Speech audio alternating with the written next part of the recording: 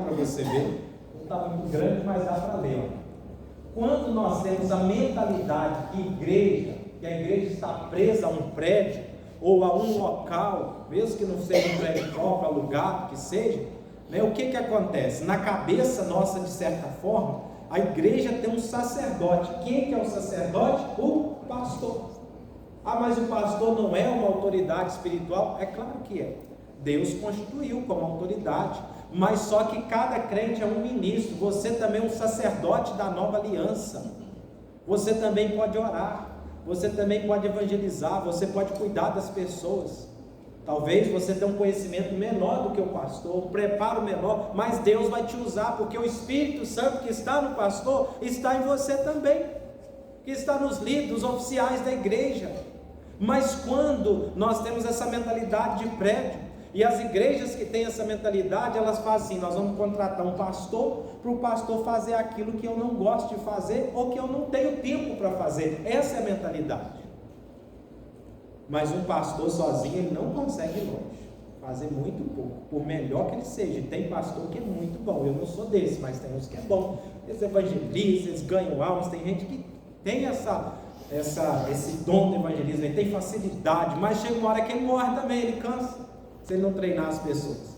Então a mentalidade nossa, às vezes é muito dessa que o pastor faz, que a oração do pastor tem mais poder e tal. Não, não tem. A oração é tudo igual diante de Deus.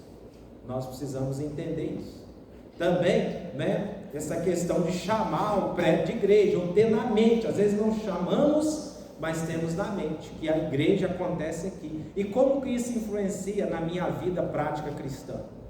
Eu já pastoreei pessoas que, dando aula na IBD, e ele falava assim, porque daquela porta para fora, lá eu sou o Paulo, ele chamava Paulo, né? Lá eu sou o Paulo, aqui eu sou o cristão. Olha a cabeça dele. No prédio da igreja eu sou crente, né? Aí ele nem sorria, eu entrava assim do fininho, santo, né? Mas saía do prédio para fora, irmãos, ele falava que ali ele ia viver a vida dele. Nós não temos duas vidas. Você tem duas vidas? Eu só tenho uma. Não tem como viver uma vida dupla. Mas o que faz isso? Uma crença errada. Na cabeça dele ele era crente enquanto ele estava inserido no prédio da igreja. Passou o prédio da igreja, ele é crente, mas eu posso descer da cruz. É assim que ele falava, né? Fica bravo também às vezes. Então, isso influencia na nossa vida cristã, porque nós passamos a achar que aqui é um lugar santo, mas santos somos nós. O templo do Espírito Santo somos nós. Aqui é um local consagrado. O que é consagrado? Separado para um fim. Aqui é um local de culto. Nós não vamos alugar aqui ou fazer um baile, né? Jamais. É um local de culto, para fazer qualquer outra coisa que não seja algo lícito, né? Por isso que tem igreja que ninguém pode nem comer nada no ambiente do prédio da igreja, porque é pecado, porque o prédio é santo. Você pode achar que isso não é verdade, mas isso é verdade. Tem igrejas que ninguém pode comer nada. Aqui a gente não deve comer, até para não sujar, para não estragar os bancos, mas não é porque é santo. E tem umas antigas que colocavam assim: olha, não pode comer no templo, exceto com a madeira, né? Então as crianças podiam, ainda bem, né? Podiam então. Por quê, irmãos? A ideia é errada. Eu já fui pregar em igrejas que não podia mudar o púlpito de lugar, irmãos, porque o púlpito era o santo dos santos. A mentalidade é errada, é uma crença errada. E o púlpito ficava lá atrás, assim, ó, tipo um funil, e o louvor ficava todo na frente. Aí eu perguntei ao pastor: o senhor também pregou lá no chalé? Eu perguntei ao pastor, muitos anos, você já me contou, lá em Minas, eu perguntei ao pastor assim: mas por que o púlpito fica cá atrás? Não pode chegar um pouquinho para frente na hora de pregar, porque a gente fica tão longe do povo? Aí ele falou: Deus me livre, dá até morte se mudar esse lugar. Aí quando eu fui pregar, sempre a igreja tem tipo um pedestal como esse de madeira mais à frente, né? Que era onde o ministro de louvor colocava ali as suas partituras. Olha para você ver, né, a prioridade deles. Se alguém tivesse sentado lá, ficava escondido, que o louvor estava cá na frente, mas o povo lá atrás. Aí eu falei: vocês me dão licença, eu vou pregar nessa plataforma aqui, que eu fico mais próximo de vocês. Aí preguei, mas o púlpito não podia mudar, porque a ideia é de que é santo. Tem igrejas antigas, quando eu me converti, uma criança não podia encostar no púlpito, chegar atrás do púlpito. Criança é curiosa, né? Era aqueles púlpitos grandes de madeira, não podia, porque ali é só o lugar do pastor, tem que ser muito santo para estar. Realmente, a gente tem que ter uma vida de santidade para pregar, mas não é o púlpito, nem esse palco que é santo, somos nós, irmãos. Essa mentalidade que uma igreja em célula vem quebrando esses paradigmas. Não é só uma reunião qualquer, né? Então, ao invés, a mentalidade é do povo santo, eles focam num local santo, né? Um dia de adoração, ao invés de uma vida de adoração. Um tradicionalismo sem vida, muito formalismo, né? Não pode isso, nos tempos da minha avó isso era assim, nunca pode mudar nada, mas sem vida de Deus. Vive uma vida de individualidade em vez de comunidade. Se uma igreja não tem pequenos grupos, acabou o culto, cada um para sua casa, ainda mais se uma igreja passa aí de 150, 200 membros, não vai ter nenhum tipo de comunhão. Algumas pessoas vão ter, que sempre se achegam, mas as demais vão ficar dispersas. A célula ajuda no vínculo das pessoas, de todo mundo estar edificando o edifício que é Cristo. Então é muito importante a gente ter esse conceito certo do que é a igreja, né? A igreja, né, são as pessoas, não é o prédio. Está ali o texto, vocês conhecem: não sabeis que sois santuário de Deus e que o Espírito de Deus habita em vós. Quando eu tenho essa convicção, né, que Deus habita em mim, isso muda a minha maneira de me comportar. Lá na minha casa, Deus habita em mim. Lá no meu trabalho, Deus habita em mim. Eu estou representando a Deus, eu sou uma expressão de Cristo.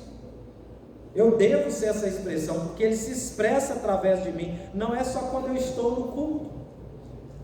Por isso que sempre conta a história das crianças que queriam morar na igreja, né? Porque na igreja o pai era outra coisa. Em casa ninguém aguentava, né? Falou, não tem como ficar na igreja, né? Porque aqui a pessoa é diferente, é aquela questão no meio, a visão errada. Em terceiro, um outro valor nosso é ir até as pessoas. Esse é um valor da igreja em célula, né? Que deve ser sempre lembrado por nós. Nós não podemos esperar só que as pessoas venham, mas nós precisamos ir até elas, de alguma maneira. Olha, a vontade do Senhor é o ide, mas por muito tempo temos vivido o vinde, né? E aqui eu não estou falando nada contra você falar com alguém, vai lá no culto, vai na minha igreja, a gente faz isso, não tem problema, mas a gente não pode parar só aí. Essa é uma das maneiras de evangelizar, mas nós precisamos de ir, oferecer um estudo bíblico, fazer uma visita, né, convidar para a cela. A gente precisa de ir. Cristianismo é relacionamento. O próprio Jesus, ele veio na terra relacionar com o homem.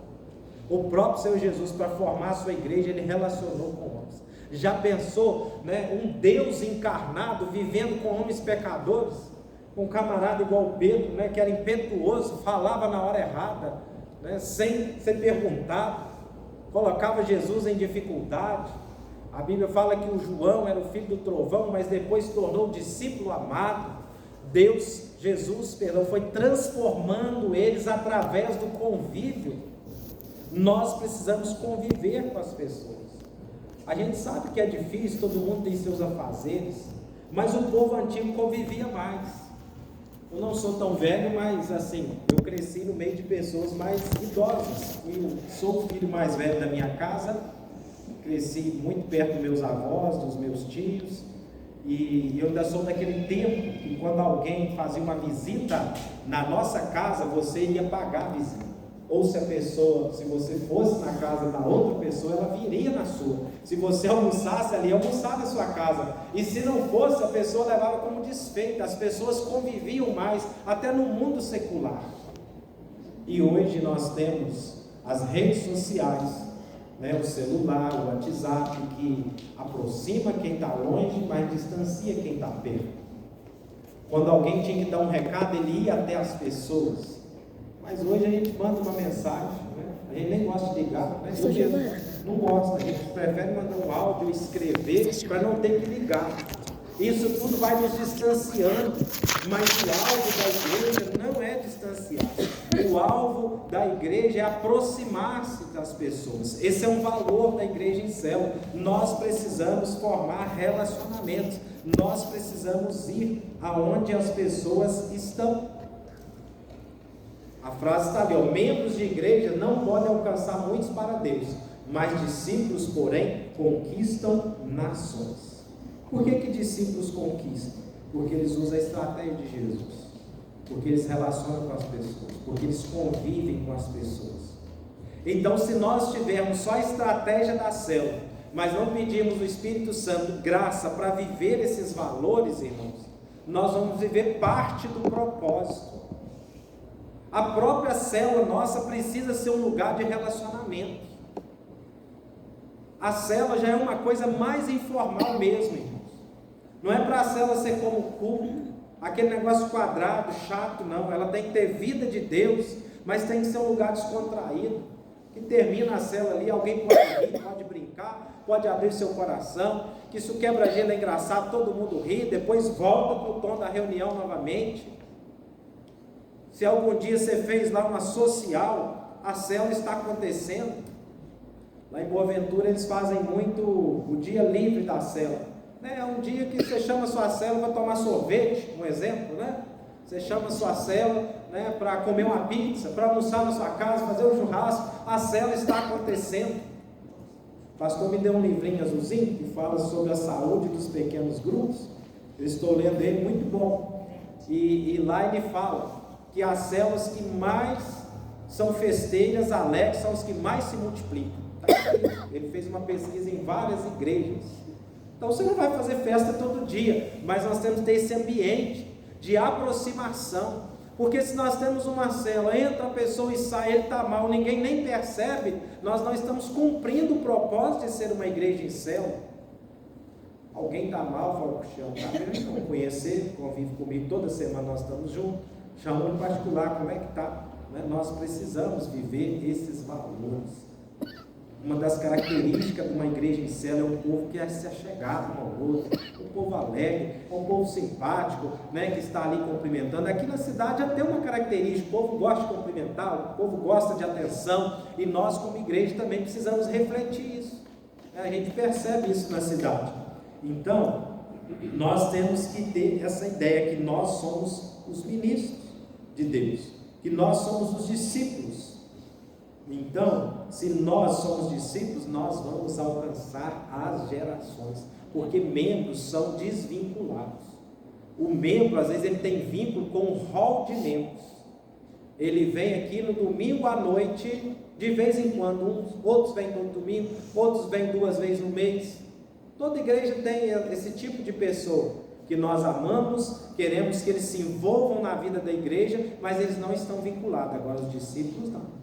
Os discípulos estão vinculados, eles estão andando juntos, eles estão andando pelo propósito. Vai orar, eles estão juntos, né? Vai acontecer algo, eles estão juntos, eles estão sempre ali juntos. Esses vão fazer a diferença na geração onde eles estão inseridos. Então, nós temos que ter essa ideia, que os prédios nos falam de ficar no prédio. O prédio é estático, mas as células. E quando você entende que a igreja é onde 2 ou 3 se reúnem, você vai. Nós vamos lá no restaurante da Lídia reunir a igreja hoje. 2 ou 3 fez uma célula lá, fez um culto em nome de Jesus, está reunindo em nome de Jesus. A igreja se manifestando. A gente só não pode ser grupo desvinculado da igreja local, da nossa liderança. Isso não é igreja. A célula precisa estar vinculada à sua liderança, à sua igreja local. Não é esse modelo dos desigrejados hoje. Eu não preciso de igreja, eu sou igreja sozinho. Ninguém é igreja fora da cabeça que é Cristo e sem estar no corpo da igreja. Se sua mão está fora do corpo, ela vai morrer. Se alguém não está vinculado à igreja local, ele não vai subsistir. Então, o nosso trabalho para Deus, de edificar a igreja, de ganhar vidas, não pode se limitar apenas ao prédio da igreja. Nós não podemos correr o risco de passar a nossa vida, não desprezando o culto, mas só vindo aqui, mas só agindo como cristãos aqui, só testemunhando aqui, Nosso trabalho principal está lá fora. Aqui é o local de treinamento, de receber unção, de ser contagiado com a vida de Deus. Mas é lá no dia a dia que nós vamos influenciar e vamos fazer a diferença. Amém? Nós somos agentes infiltrados, irmãos, no meio dessa sociedade. Aliás, quando Jesus falou de igreja, esse era o conceito dele. Ele falou: eu vou edificar a minha eclésia. Ou eclesia, como alguns gostam de falar. O que é eclésia? Um grupo de pessoas que representam a Jesus. E onde elas estão, elas representam a Jesus. É assim que funciona. O outro valor, a gente encerra o último de hoje. Todos os filhos de Deus são ministros. Todo aquele que nasceu de novo é um ministro. Esse é um valor inegociável, uma das bases mais fortes da igreja em céu.